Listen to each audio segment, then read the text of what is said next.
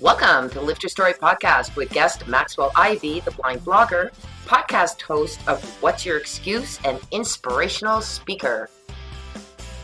Hi, everyone. I am Lori Ann. I am that gal from Mississauga, Ontario, Canada, and with... I am that guy. I am Roy Miller from Dallas, Texas. Welcome to our Lift Your Story Podcast. In this episode, we welcome Maxwell Ivey, the blind blogger. He is a podcast host of What's Your Excuse, and he's an inspirational speaker. Thank you so much for being with us today. I'm happy to be here. And who knows, maybe by the end of the episode, I'll get to say that I'm that guy, Maxwell Ivey. In addition to the blind blogger and all my other monikers. That would be really cool.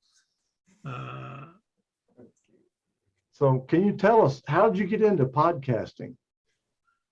Well, I started by needing to have an online presence. In 2007, I finally decided to start a website to help people buy and sell used amusement equipment.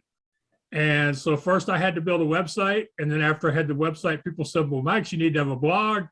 So I started the blog and I started promoting the blog through eventually social media and doing interviews.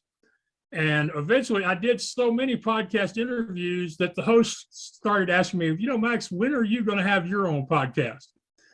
And I told him, I said, when I can find somebody who can handle the technical stuff, so all I have to do is show up and talk to people. Now, that's kind of a dangerous thing to do in this world. When you say stuff like that out loud, it's almost like praying. Because Frederick Bai, a nice guy from Montreal, Canada, turned up and said, Max, I'd like to help you start your podcast. So he became my co-host. We started recording episodes. Some of them I would just talk about the things I had learned or experiences I'd had, and others I would interview people. Originally, it was called No Excuses or Leading You Out of the Darkness. And we finally settled on What's Your Excuse? But yeah, it started because I was doing a lot of podcast interviews to share my story and promote myself. And the host kept asking me, okay, Max, when? And here I am. Just the other day, I was wanting to update my Facebook profile. So I looked at my Apple podcast stream to see how long I've been doing this. And apparently I've been podcasting off and on since July of 2015. So over 6 years, which just blew me away. I was like, no, it can't be that long, but it has been. And I've enjoyed doing it. I honestly believe that as long as you can find fun or adventure in what you're doing, you can keep doing it. And as you guys know, having a podcast is not always fun. It's a lot more work than people think it is. It sure is. It sure is. I mean, because, and a lot of people have said, Max, how does a blind guy have a podcast or a blog? Because all the stuff you have to do as a sighted person, they can only imagine me as a blind person. But let's, just think about a few things. You have to record it. Some people edit their stuff. I decided long ago not to edit and just tell people my podcast is recorded live. And if they like it, fine. If they don't, fine, because I knew editing would keep me from releasing my content. And you guys know I'm not about making excuses or allowing people to make excuses when I can help it. So, but I don't edit, but other people edit. You have to recruit guests. You have to schedule the time. You have to do social media, email list promotion. You have to upload your content to multiple platforms, and they all seem to want their stuff in different formats, links, resolutions. You have to reply to people's comments. You have to do your own promotion for yourself and your brand. A lot of us were using these podcasts to self-promote our work as consultants, authors, speakers, etc. So you've still got to do that work. There's a lot of stuff that goes into it, but the way I do it is I just do whatever I have to do right now. And I do my best to just ignore all the stuff that I don't need to do right now, which is exactly the opposite of what Stephen Covey says to do. He says always do the important rather than the urgent. So I kind of do it backwards, but then if you've been following me very, very long at all, I usually do things backwards. Well, Lorianne, what are the statistics of people that start podcasts? What were those numbers? Do you remember? They say that the last statistics, obviously statistics change wherever you are, but they said that in the first 3 months, 80% of them are halted. Like they stop after the 80% stop after 3 months. Yeah. Right. Here's the stat I like to use is that if you record 9 or more episodes, you're in the top 10% of podcasters worldwide. So we're right up there. You know, Yeah. and it all comes down to people making things hard for themselves. See, I love Louise Hay, and I don't know if y'all know her, famous personal development woman. She said the 2 most dangerous expressions in the English language are should and should not. And a lot of people have trouble with their podcasts because they get wrapped up in the should and should not. They're like, okay, the big boys, they have a particular quality of microphone. If I don't have that microphone, I shouldn't be recording a podcast. Or the big boys, they have built a website that's pretty, that's effective, that has all the bells and whistles on it. If I don't have a good website, I can't release my podcast. There's all these things. For me, personal example from my life, for a couple of years before 2020, I was having difficulty accessing the platform I was using to host my podcast audio. I was using a free platform. Y'all can groan, cringe, or threaten to beat me up later because nothing good ever happens from free. I know that. But I just couldn't tolerate it, and it was taking away my joy. I was postponing recording new interviews. I wasn't uploading the interviews I had. And I thought to myself, I'm recording video and audio. Who says that I have to share the audio? What's to say that I can't just release the video until I overcome this problem I'm having with uploading the audio and putting it where people can listen to it? And that's what I did. And for 2 years, I've just posted the video to YouTube and Facebook. And a lot of people watched and listened and were inspired by my guests and the life experiences they shared with people. And then I was eventually challenged by an experience in summer of 2020, where I came home and I said, Max, you're making excuses. There has to be a way that you can get your podcast audio back out again without killing you, without making you feel like a dog, dirt tired and not wanting to do it anymore. So I reached out to some friends of mine who are visually impaired.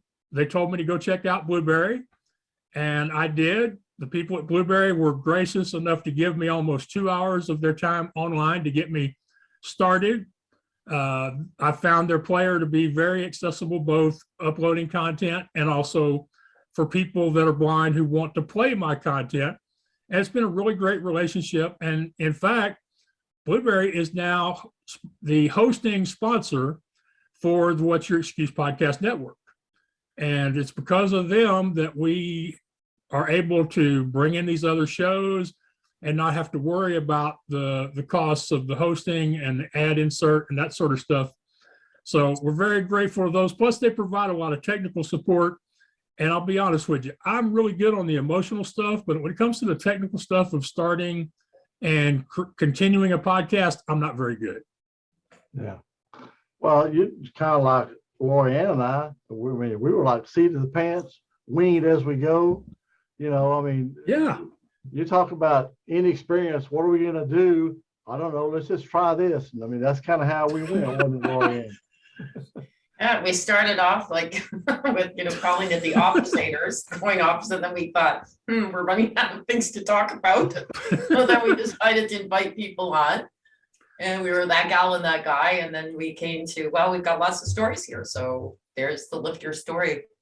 And that's what works. Not only is it what works for most people, because most people just aren't capable of, taking an organized approach to it and planning out every step, just designing a logo, who's my ideal audience member, how many episodes, where do I want to put all those decisions.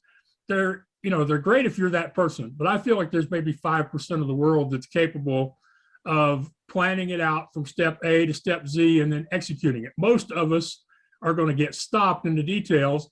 So I think what you guys did is what works. What I did is what works. I told you before we came on that when I first started recording, I didn't say I was doing a podcast. It was for my amusement equipment site, which was where I started first. I did some videos to help promote some ride sales, but I never thought of that as a podcast. I never submitted it as a podcast. It's just Max recording some videos, hoping he could sell some stuff, And and it did help. Plus, it was fun doing. Later on, I found out what I was doing was a podcast, and then when I started the What's Your Excuse show, I didn't have to think about it too much because I had Frederick to think about it, which was great. So what we did is the way that works. And there's a guy named Chris Kremitzis. He runs the Podfest Expo out of Florida. He's also the founder of the Florida Podcast Association. And he recently wrote a best-selling book called Start Ugly. And when I heard about his book, I said, okay, I want my royalty because you're stealing my bit. But that's what works. If you're having fun, if you're figuring this stuff out, if you're having to employ your curiosity and your problem-solving abilities, that's how you sustain a podcast until you get to the point where inertia builds up and then you can't see yourself not having your podcast. Well, we also knew how to stop things that weren't right, because at one time we were doing almost 7 days a week. Whoa, it was crazy. It was like full time. Then we thought, no, we're going to cut it down to 2 days a week. We do 2 each, and then we cut it down to 1 day a week. But yeah, we realized, you can get burnout. People are saying burnout after, and most of the people are saying they're getting burnout only doing once a week. So we're going, Isn't it funny how we have we cause ourselves the same problems over and over again? I don't know if y'all remember this or not, but there was a time before podcasting when blogging was the thing.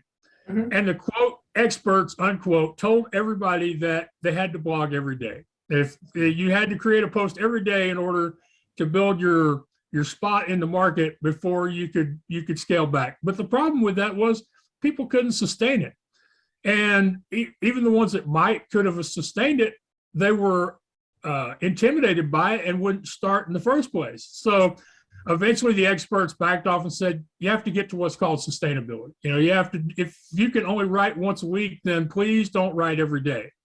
And if you can only write once a month, but you write long, well thought out posts, then great. Go once a month, just publish them on the same day so everybody looks forward to seeing that post on the first of the month. And it's the same thing with podcasts. I mean, we have guys like John Lee Dumas, who became famous by doing a show a day.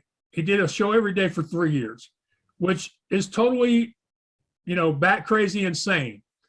But because he did it, because he was successful doing it, because he built a brand that, is now probably worth 6 or 7 figures, a lot of people assume that's what you have to do. And, thankfully more and more people are realizing, hey, once a week, twice a week, it can get to the point where it does cause burnout. So I'm glad that y'all realized it and step back. But there again, y'all didn't get trapped into this. We feel like we should have to do a show a day. You thought about it as, we can't keep this up. We got to do something different. So that's the important first step is, if it's not working for you, are you going to continue to do it anyway, or are you going to try to find an alternative that does work for you?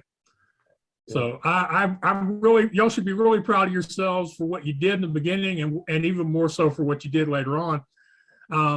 But you mentioned recording too much. One of the things that a lot of people do, and it's been proven by statistical research, is not good for building an audience, is they record anywhere from a month to 2 or 3 months worth of episodes in advance. And they'll release them every week or every few days, depending on their schedule. And then they'll wonder why they didn't grow their audience. And the research says that the reason those people don't succeed is because they don't give their audience a chance to participate in helping the host make the show better. That because you've got all this content pre-recorded, you can't change it. So for, say you've got 3 months of content, they take a lot of effort. It takes a lot of a person to do 3 months worth of content, even if it's interviews. And you've got no way to change it. You can't learn from your audience. You can't learn from their Facebook or Twitter posts, so doing it as you go and learning as you go is important to let the audience participate. But the other thing is, and we're finding this out as well, is that overly produced podcasts don't succeed. That people want to feel like the person they are watching or listening to is somebody they could be. They don't want to have to think that person is special, that person has skills or money that I'll never have. There's no way I could be that person. Most people want to emulate with the host. They want to like and trust them and feel like if situations allowed, they could have a coffee or drink a beer with them.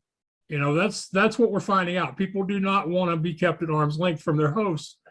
And if you keep them at arm's length by overly producing your podcast, that's what you do. You don't allow them to become part of your online community or your online family. And so, of course, I don't have that problem because one, I make a lot of mistakes, and two, I don't hide any of them. Yeah. Well, that's kind of like us. People look at us, they go, heck, if they can do it, I know I can do it. Yes, exactly. Exactly. Oh, and I tell you, one of the best things that's happened for podcasters, especially aspiring podcasters, is the pandemic, but not because of people being at home, but because the important folk, you know, the experts, the national TV and radio folks are having to do their shows from their house. And so when you watch or listen to Sirius XM shows or CNN or MSNBC, or even shows like Ryan and Kelly, where they're interviewing people over Skype, you hear sirens, you hear dogs barking, you see hosts interrupted by their cats. I mean, all that stuff is lowering the bar for people that aspire to start a show because they're like, hey, it doesn't take perfection to be listened to. It doesn't take perfection to inspire, motivate, educate, or entertain people. It's nice if you have it. You know, if you got the money and a studio and 12 dozen people to help you make the thing perfect, okay, but that's not what most people want. And like I say, the pandemic's been great for, you know, for breaking down that wall, or if you want to use the Wizard of Oz reference, from pulling back that curtain, because, you know, if you take away all the fancy toys from these top personalities, they're just like us. Sure. You know, because we've found in doing interviews, when we start interviewing somebody in one direction, let's just say they're a motivational speaker, but then all of a sudden they'll tell you something about their life. It's like, wow, that's a whole lot more interesting than being a motivator. So we go in a totally different direction, you know, with the interview. And that's kind of how we came up with the name of Lift Your Story. You think, man, that guy had a really good story. And thinking, well, everybody has a story. No matter who you are, you have a story. Right. Well, just so people get a taste of mine, you're welcome to ask any questions about any part of it. I grew up in a family of Carnival owners in East Texas, and all I ever wanted to do was be part of the family business. I also knew at an early age that I was going to lose most, if not all, my vision to retinitis pigmentosa. I started losing my vision when I was 5. I was legally blind by 12 or 13. I was totally blind by the time I graduated from college. But I did graduate from a traditional high school and traditional college. I did become an Eagle Scout, one of the few blind Eagles. And I did work alongside my family in the Carnival up until my dad's death caused our business to go out of business. And I then decided I needed something else to do. We combined our rides with my uncle's show, but there really wasn't a place for me on his midway. So I started helping people sell used rides and games and food equipment on the internet. And in order to do that, I had to learn how to hand code HTML, recruit clients, set fees, manage social media, build an email list, and all the good stuff that an online business owner has to do, including a blog and recording videos. People said, hey, Max, you know, the fact that you do all this difficult stuff and you do it with joy is inspiring. We want to hear more about that. So I started the blindblogger.net 6 years ago, 6.5 now, where I share my experiences and I cover the lessons I think people can take from those experiences. I've written 4 books so far, with a 5th one on the way. I'm honest enough to admit it's been on the way for most of a year now, but it's still coming, y'all. I have traveled the country, sung in public. I have become a online media publicist, which means I help people tell their stories on podcasts and radio shows by doing the booking. So all I have to do is show up and have a conversation. Public speaking. I started my podcast, What's Your Excuse? And of course, now I have this What's Your Excuse podcast network, and my first homegrown show that I helped go from nothing to now 3 months of episodes, Shredding for Gold, which is hosted by a blind snowboarder of all people from Vancouver, Canada, which by Texas standards is just up the road from you, Lori. And helping, and her goal is to win a Paralympic gold medal in downhill snowboard racing, which I love for so many reasons. But most important, when I tell people about what she does, they don't think I'm crazy anymore. Because when you are blind and you go flying down a hill on a little fiberglass board, dodging those gates and trees and fences and avoiding going off cliffs, that makes what I do sound tame, So she makes me sound sane, which is good.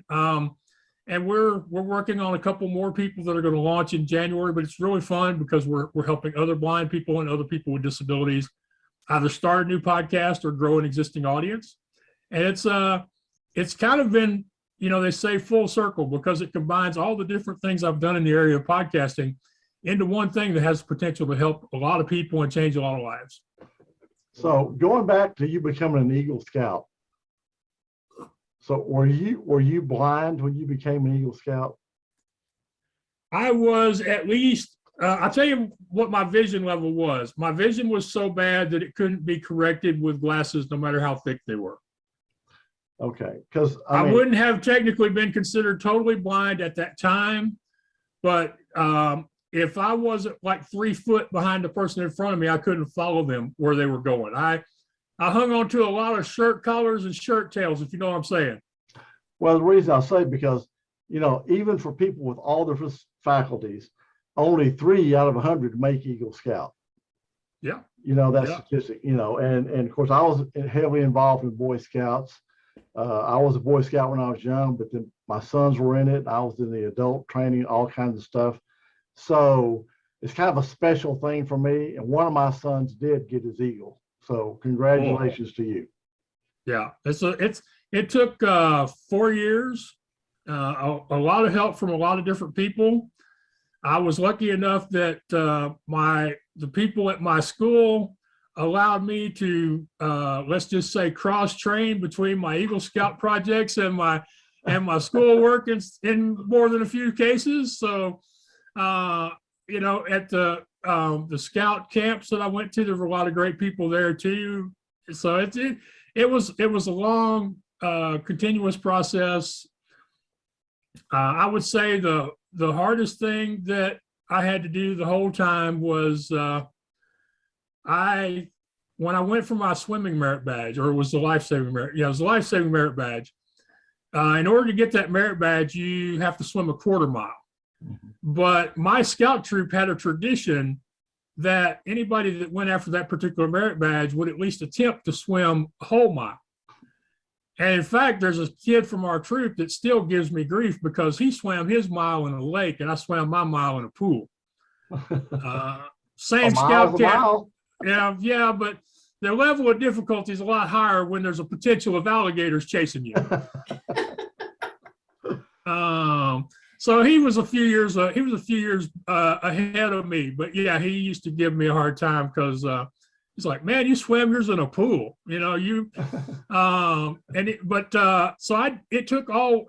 took for 3 months, the last 3 months of the spring in my high school, I took swimming and I got to where I could swim a quarter mile a day, which was nothing, but trust me, it's a long way from a quarter mile to a whole mile. But I did manage to get it. I had to swim 3 different strokes in order to finally get there because I just didn't have it to go crawl the whole way. But that was one of those really hard things. But yeah, we found some interesting solutions. Like our troop was one of the few scout troops that didn't have an axe. We used a saw and some really sharp pruning shears, and we never had a single accident with gathering, collecting, or preparing the wood for fires. Never had a single accident. What did you do for your service project? For my star, we built a bookcase to hold the Braille publications because most people don't realize this. Most people realize that Braille is bigger and it takes more volumes, but they don't realize that the volumes are larger and you can't put them on a standard bookshelf. So for that one, that's what we did. Now, I can't remember what I did for my life project, but your Eagle project has to be something that that helps your civilization, I think is the expression. Yeah.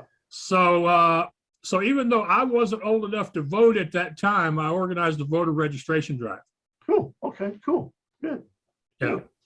Yeah. Yeah. And that was another thing. The project was easier than the darn report. Yep. I'm telling you, because people don't expect it. Them scoutmasters and assistant scoutmasters and those board review people, they are sticklers for spelling and punctuation and also for storytelling. You have to really paint them a picture of everything you did, or they're not interested in saying, yes, you're an Eagle.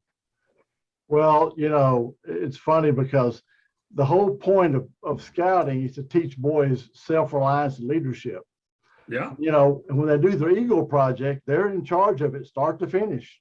Exactly. Yeah. And so, you see that if they've got the leadership skills, what they've really learned in that, it's a great experience for them. Yeah.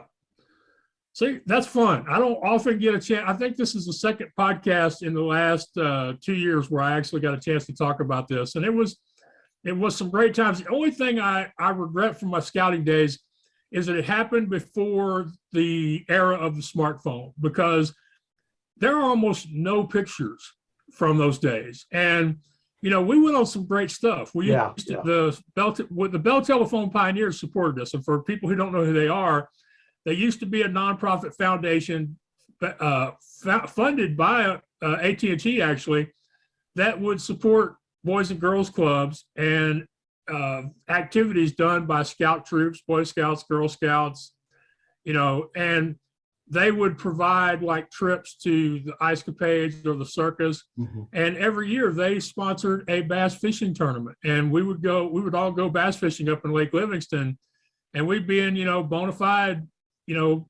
tournament quality boats with, big time equipment, and spend all day fishing, and then of course spend half the night eating.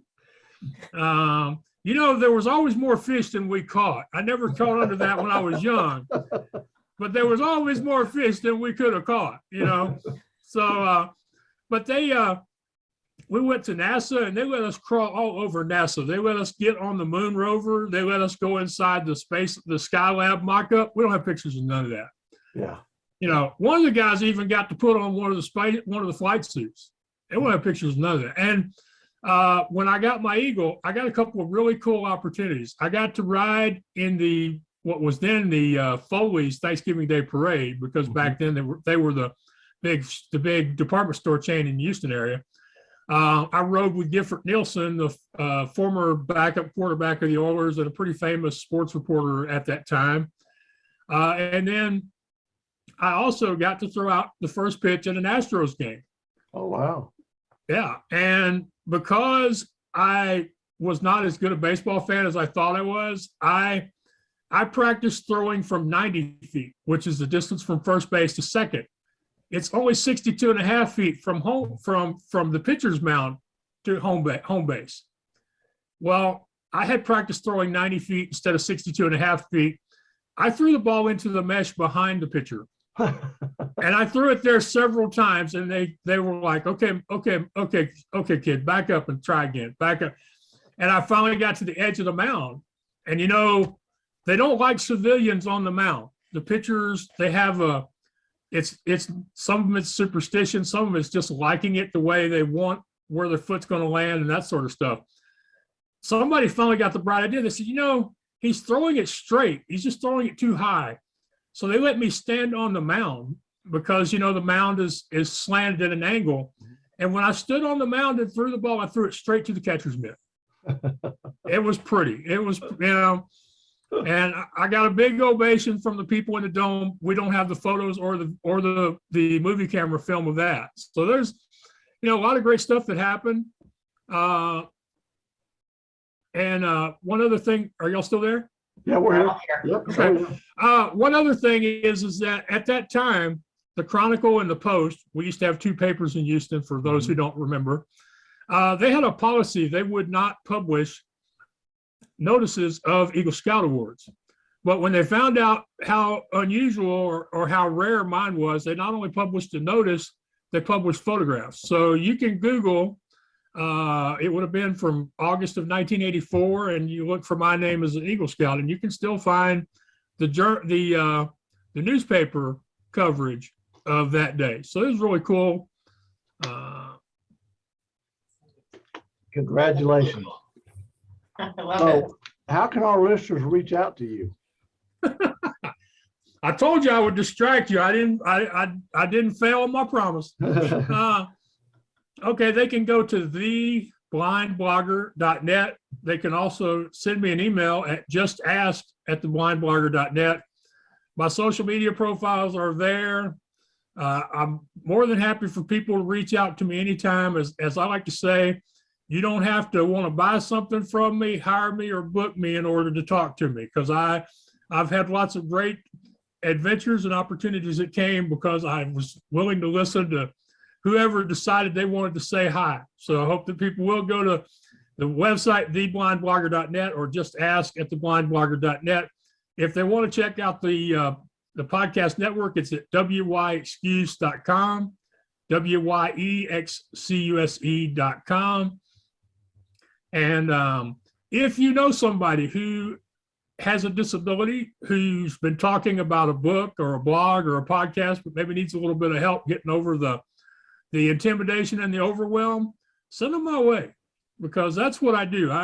People say, if Max can do it, then what's my excuse? Well, the reason I can do stuff is because I just find a way. Sometimes it's my own way, sometimes it's suggested by friends, and sometimes it's because somebody shows up and offers to help. But we find a way. So if y'all... Sorry, I was just going to interrupt for a second, but or interject. I love what you said on another podcast where you're not smart enough to get scared. And I just love that saying. That's awesome. Yeah.